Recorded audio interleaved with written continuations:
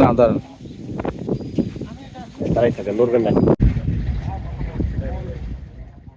বাগেরহাটের মোংলায় ড্রেজিং দিয়ে মৎস্য জমিতে বালু ভরাটের প্রতিবাদে মানববন্ধন। বিস্তারিত থাকছে বাগেরহাট থেকে AH নান্টুর প্রতিবেদনে।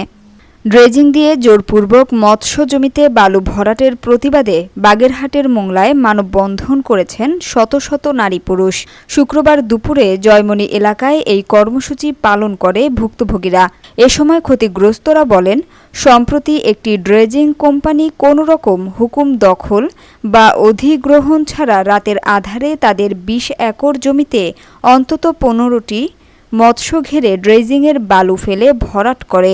এতে তাদের কয়েক লক্ষ টাকার মাছের ক্ষতি হয়েছে। এখন তারা নিঃস্ব হয়ে পড়েছেন।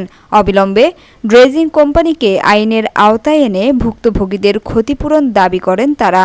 এ সময় ক্ষতিগ্রস্ত মৎস্য চাষিরা ছাড়াও স্থানীয় বিভিন্ন রাজনৈতিক ব্যক্তিবর্গ এ মানববন্ধন কর্মসূচিতে বক্তব্য রাখেন।